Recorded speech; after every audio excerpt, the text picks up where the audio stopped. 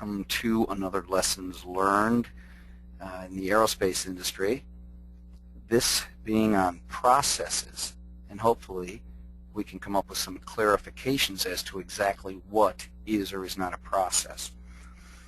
My name is Mike McRandall. I'm the Aerospace Program Manager at Perry Johnson Registrars, and I'm going to walk you through very few slides here, and then I'll discuss, actually I'll comment upon some of the highlighted areas in these slides, and hopefully, as I said, we can come to a better overall understanding of processes, how they're used, how they should be used, and what we're really seeing in the industry that actually prompted this presentation, and what we're not seeing in the industry, which is probably the key.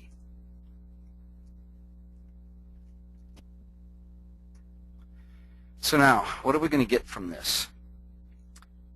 Hopefully, and again I say hopefully because this is not a black and white area like some would like to see it, but hopefully we're going to get a better understanding of how to identify a process,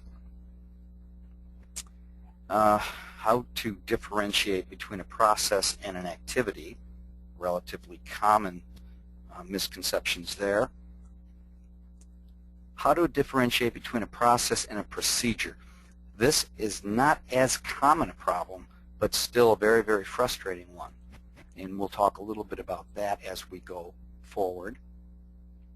And the last bullet item, and you'll find if you've done any of my, or sat in on any of my presentations in the past, some of the areas that we touch on are pet peeves of mine. I should have identified them maybe with an asterisk, but this is one of them. The fact that individual clauses of the standard, whether it's your ISO or your AS standard, do not necessarily a process make. And we'll discuss that a bit as we go forward too. But your clauses of the standard should not be confused with processes. So now what will we not get from this presentation? This is not going to be a how-to on making process maps, flow charts, diagrams, how to word things. This is not a how-to on that. There is going to be no advice given as to what to call your processes. And there will be no advice given as to how you should measure your processes. These are things that, as a company and as an organization, you will be working through on your own. And as a registrar, I am not going to be giving any advice as to how you measure your processes.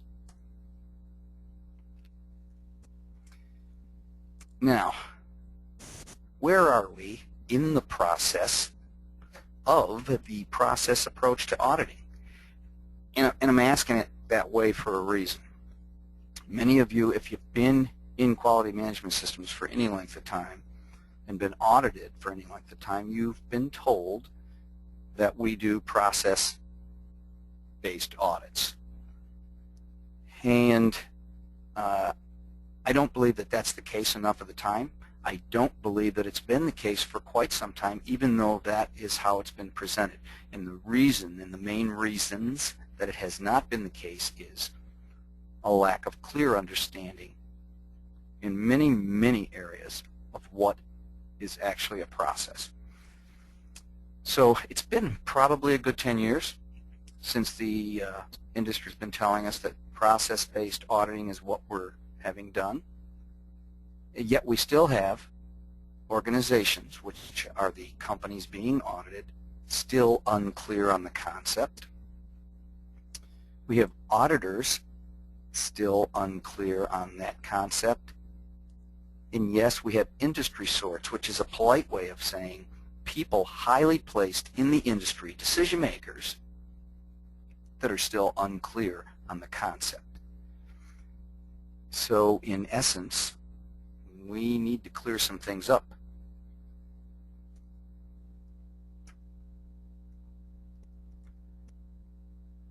Now, what is a process?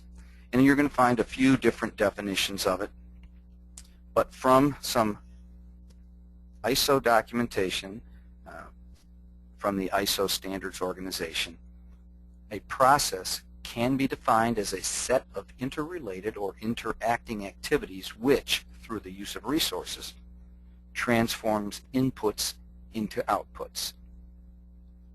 And a process must have defined objectives, defined inputs, defined outputs, defined activities, and defined resources. So you're going to have processes identified within your organization, but who determines who's going to identify the processes? Straight out of the standard, 4.1a, the organization, that is the company that is being audited, the company that has the business, the company that owns these processes, they will determine the processes needed for the quality management system. The auditor does not determine the processes. And I want to make that very clear, not only to the organizations but to the auditors. I'm an auditor along with being a program manager. I've also spent the majority of my life in the industry, in manufacturing and aerospace. While I was being audited, the auditor did not determine my processes, and they still don't. That is up to the organization. The industry does not determine the processes. It is all up to the organization. The little clue at the bottom there, think core or key processes, is something that we'll touch on as we go along. But it's there to let you know that you want to keep it as basic and as clean as possible when you are identifying your processes. The more minute the detail, the more involved it gets, probably, just as a guess, maybe the less value add you're getting from it. First off, is it a process or an activity? Very common. In the identification of a process, we see this a lot, the questions as to somebody calling an activity a process and then not being able to complete the exercise because it doesn't contain all of the requirements of a process. An activity pertains to a singular event, whereas a process pertains to normally a group of activities. Activities can be performed in isolation. In and of themselves, they can be done alone.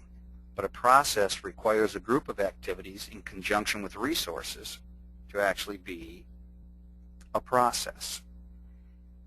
And again, I think oftentimes we get ourselves wrapped around the axle, for lack of a better term, trying to figure this out. It should not be that difficult an issue. Identifying processes, if you are a business person and you are in that business, should be something that's almost second nature when you think about it, when you allow yourself to look at it from a business point of view. Okay, this one's real frustrating. Even though it says fairly common, it's becoming less common. It's still seen way more than it needs to be. Process or a procedure. They're not interchangeable terms, and they do not mean the same thing. For example, here's a little bit of a definition of a procedure. A procedure is a specified way to carry out an activity or a process. Think of it as an instruction, as protocol, whatever. But it is not a process. So when we're looking as an industry, as an auditor, when we're looking at the interaction of processes or your process map or your flow chart, it is not acceptable to take a procedure and call that your process and then the next procedure to be the next process in line. They are not one and the same. Now, are all clauses of the standard actual processes? And the simple answer is no. Could they be? And they probably could. But you have to remember everything that goes into a process or into being a process, including the requirement that as an organization you must monitor, measure, and analyze your processes.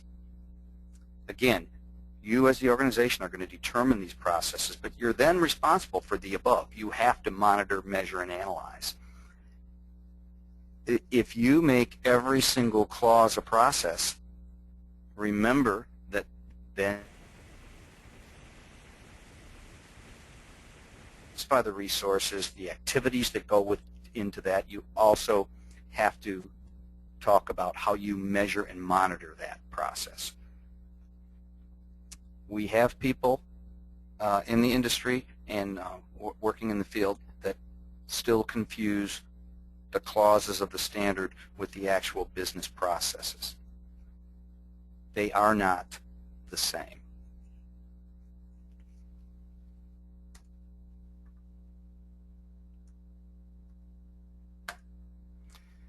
All right. Now, we're going to look at some simple steps toward a process approach. And these are, again, taken from industry documentation and guidelines that's available to everyone. These are not Mike McRandall's ideas or guidelines. And at the end of this, I'll share with you the documentation and where these can be found. But we're going to start off by assuming that you've already identified the purpose of your organization and its policies and objectives. If you haven't to this point, then you're really in the infancy stages of your business, and I can't get into that right now, but that would be the first things you do before you get into the process approach. You need to get policies and objectives. You have to define the purpose of what you're there for. At that point, you will then determine the processes. And understand that when you're starting with this, you're working under 4.1 general requirements of the ISO and the AS standard. They're identical. It's the same thing. And you have a number of shalls that you must do under 4.1. It goes A through F, and you shall do each one of those as part of your quality management system. You have to determine the processes, you have to determine the sequence and interaction, and all of these fall under the guise of process approach and their responsibility of the organization. It is permissible for a process that is required by the standard to be part of a process that is already established by the organization. And remember, you're going to name the number and the type of processes that you have. You determine the processes, and that's all the processes needed to produce the intended output of your business model. And then you identify all inputs and outputs of those determined processes. Determine the sequence of the processes, the process flow in sequence and interaction. And the interaction that we're speaking of is the interaction between the processes and any interaction with the required clauses of the standard. During this process approach, the next step would be to define process ownership. Again, it can be an individual, it can be a couple of individuals, it can be a function that owns that process. You will then define process documentation. So processes exist within the organization, and the initial approach that you're going to take should be limited to determining and managing them in the most appropriate way. There's no catalog. There's no list of processes that have to be documented. This is a business decision on your part, and it's one that you should take very seriously. The main purpose of this documentation is to enable the consistent and stable operation of the processes. So the more critical a process to your business, the more likely that you would have strong, solid documentation. The need for documentation grows with the criticality of that process. Now, you need to determine which processes are to be documented on the basis of a few different things. The size of your organization and type of activities that you perform, the complexity of the processes and their interactions, the criticality of the processes, which I think is key, and obviously the availability of competent personnel.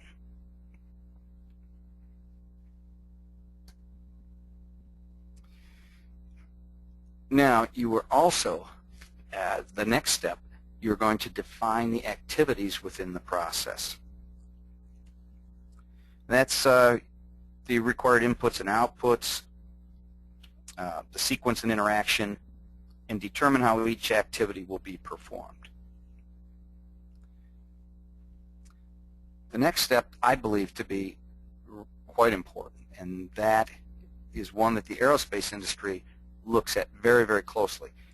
Any of you that have been audited under the aerospace standard are familiar with the PAIRS, the Process Effectiveness Assessment Record. But this isn't just an aerospace issue. ISO standard also requires that you monitor and measure your processes. So while you're defining the requirements for those processes, you have to determine where and how. You have to identify monitoring and measuring criteria for that process control and for the process performance. These are things that you're required to do by the standard anyway, and these are things that are missed very, very often as far as the need to understand how to actually look at that process, figure out what criteria I'm going to use to tell me whether that process is performing to what I want it to do, to achieve planned results. You also will define the resources needed for that process. Getting near the end of your planning stage here and setting up your processes, you have to verify the process against its planned objectives. Now, part of that is confirming that the characteristics of that process are consistent with your organization's purpose. What are you there for? What is your business? When you originally set up your processes, that should have been taken into account anyway. But as you're verifying that this process is what you want it to be and that it's set up the way you want it to be set up, you're going to confirm that the characteristics of that process are consistent with your established purpose, or you may want to call it your established business goal or vision, whatever you use as a term. Then you step forward and you actually implement that process, and while you're implementing it, you measure it. Those controls and measurements should have been part of the plan that you had set up. You should know what you're using to measure and what you're looking for that process to give you. That's where analysis of the process comes in, and you'll be comparing the results of this data that you gathered while you were measuring the process, and you're going to compare those results with the requirements that you had defined for that process initially when you set it up.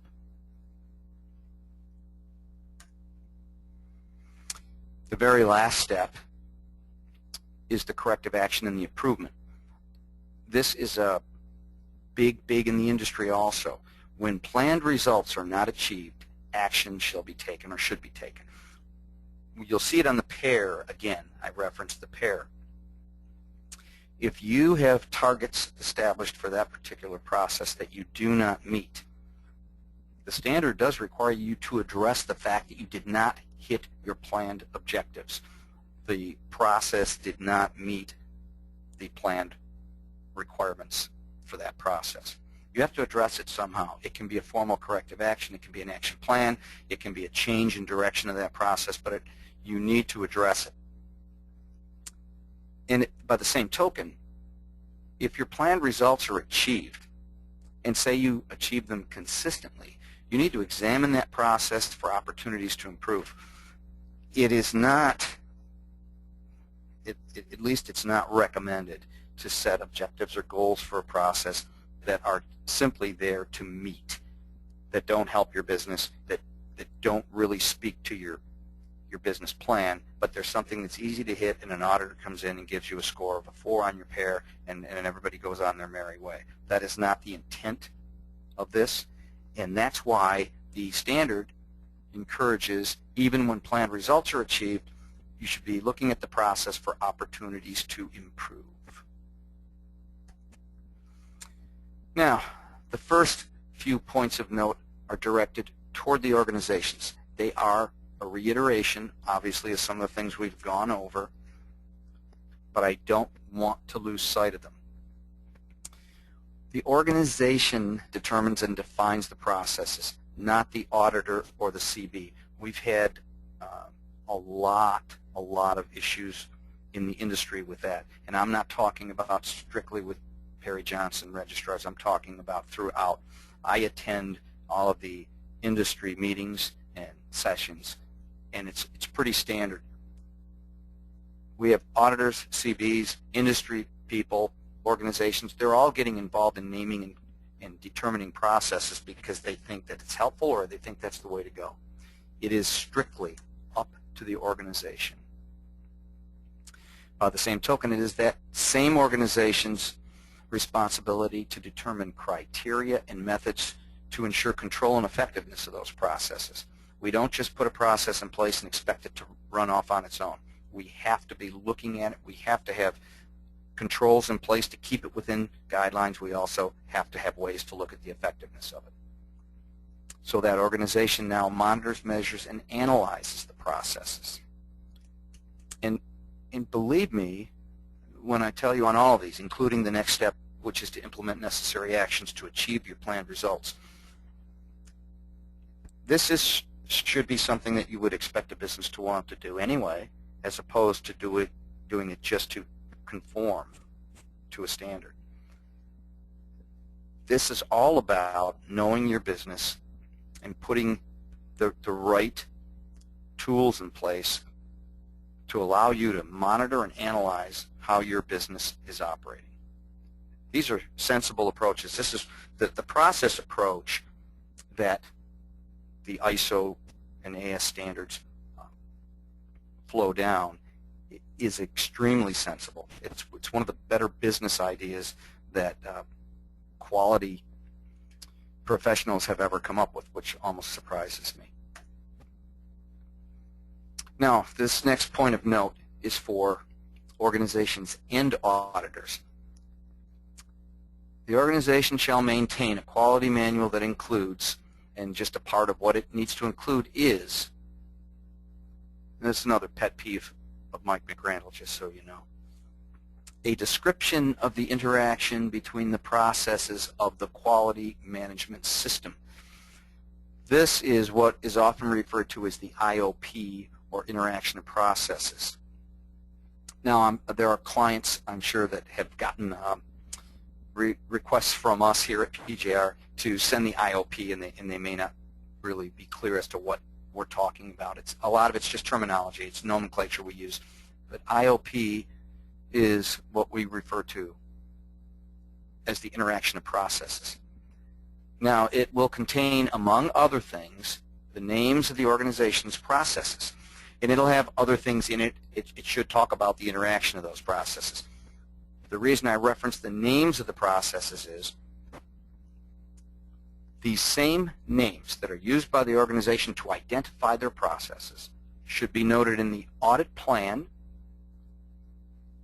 that we as auditors make, and any corresponding documentation, for example, the AS9101 appendices,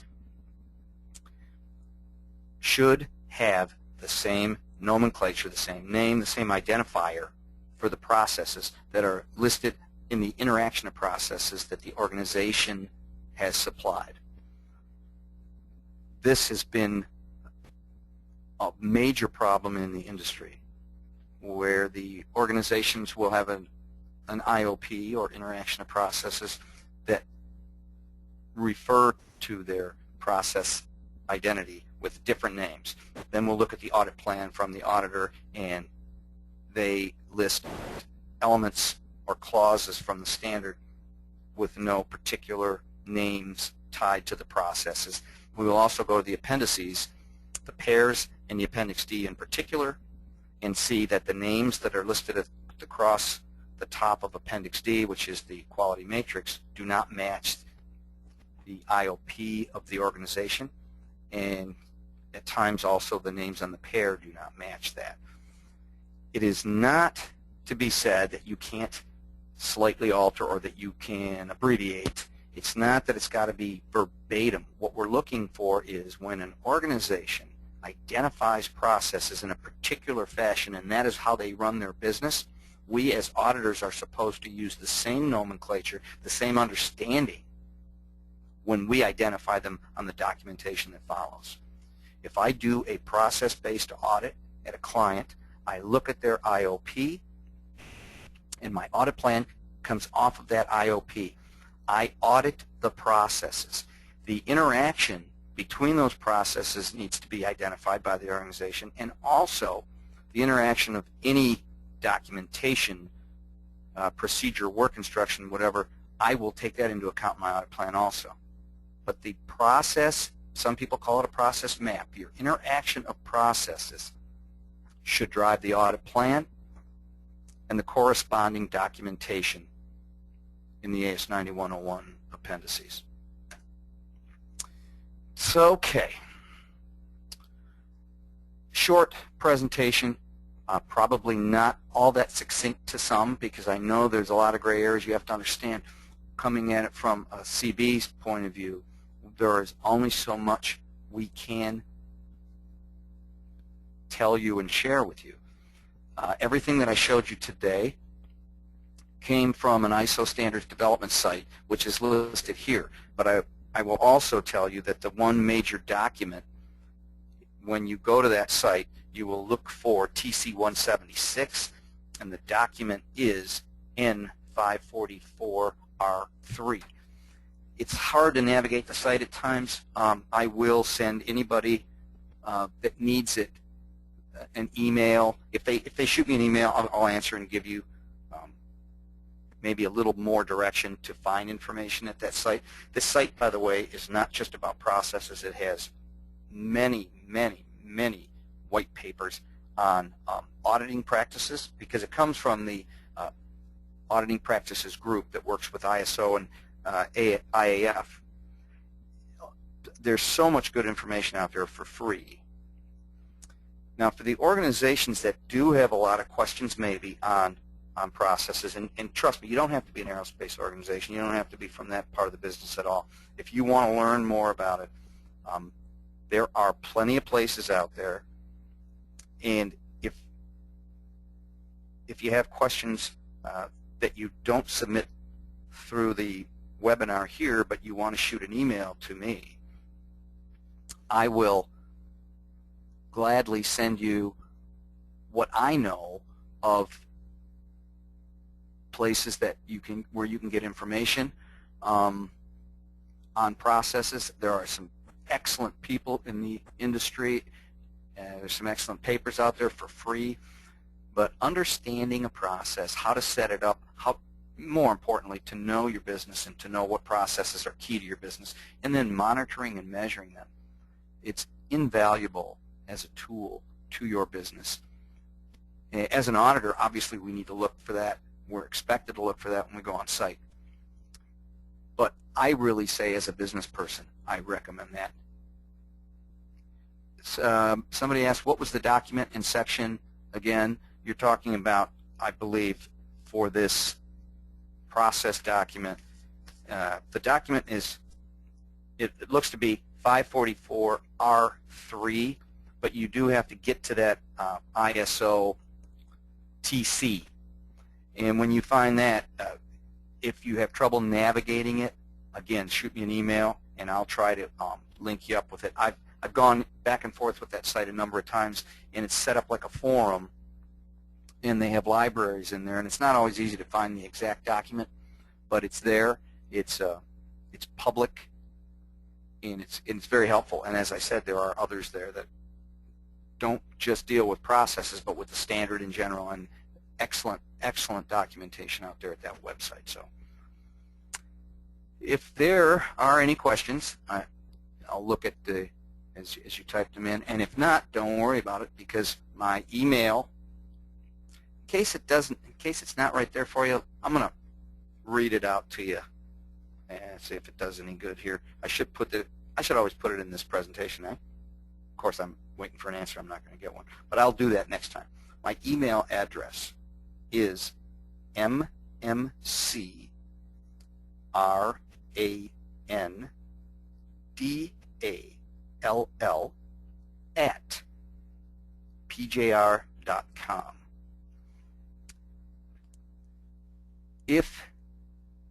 I will put it in the next presentation. Good call. I don't know why I didn't think. I do know why I didn't think of it. I'm a little scattered. But again, always here to answer questions for you. And if you didn't get the email address, just shoot me you call Perry Johnson, tell them you need to talk to Mike McRandall, and they'll put you through. And I'm always looking to answer, to speak, to chat. I like quality management systems. I know it's kind of boring, sorry, but I do like it.